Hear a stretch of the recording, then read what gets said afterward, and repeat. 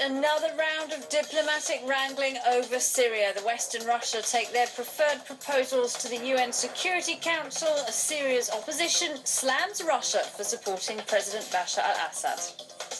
Emotional scenes in the Balkans as the families of those killed in the Srebrenica massacre bury hundreds of newly identified victims. 8,000 Muslim men and boys were murdered at this site 17 years ago today.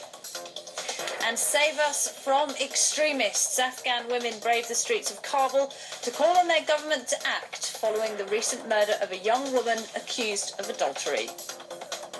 Those are the headlines this hour. You're watching live from Paris on France 24. I'm Laura Baines. Also coming up in the show, Frenchman Thomas Voeckler takes the win on stage 10 of the Tour de France. Dan Levy has the details on that in sport. Plus, Spain announces a fresh round of austerity measures, and ordinary people will be feeling the pain as the Prime Minister outlines details of €65 billion worth of cuts. More detail on that in business. But first, world powers are making yet another attempt at ending the bloodshed in Syria. The United States, Britain and France are all preparing to present a draft resolution to the UN Security Council. The proposal, though, is likely to be met with resistance from Russia.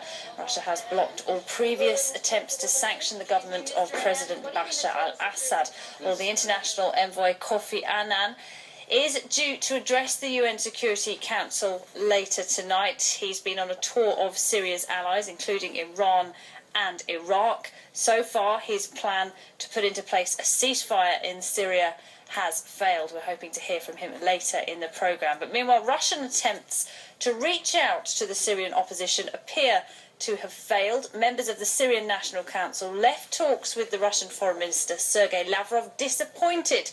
One said Russia couldn't support the Syrian people while at the same time selling weapons to President al-Assad. The Syrian people today are suffering from the guarantee of impunity which Russia is providing the al-Assad regime, notably through its veto in the Security Council at a time when Syrian towns and cities are being bombed by weapons and tanks supplied by Russia. And Russia's putting forward its own resolution to the UN Security Council. It's calling for a transitional government, but nowhere in that resolution does it mention that President al-Assad should step down. Well, for more on the story, I'm joined by Majid Rafizadeh. He's a scholar and human rights activist. He's also an ambassador to the National Iranian American Council. Many thanks indeed. Now, we are waiting to hear from the international envoy, Kofi Annan. What are you expecting him to say tonight? Well, I think they want to again revive the announced six-point plan because it's the only plan that includes domestic players, opposition groups, active government, and regional governments, the US, Saudi Arabia, Qatar, and even global players, Russia, United States, and European countries. So I think they're trying to revive the plan today. What about the situation moving forward? Russia is proposing a transitional government, one that doesn't mention removing al-Assad from power. Do you think there's a real possibility that he could retain his place?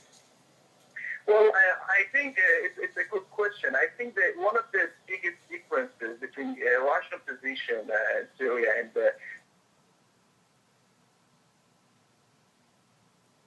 other countries and even Syrian opposition groups is that Russia wants Assad to stay in power, and any coalition government which will be formed should be under the control of Assad regime. So I think this is one of the issues that should be addressed, and there are a lot of ambiguities in the announced plan. Also, that Russia's interpretation is that Assad will not be removed from power, and while the Western countries or other Arab countries are saying the plan indicates that Assad should not be involved in the negotiation. All right, Majid Rafizadeh, we'll have to leave it there. Thank you very much.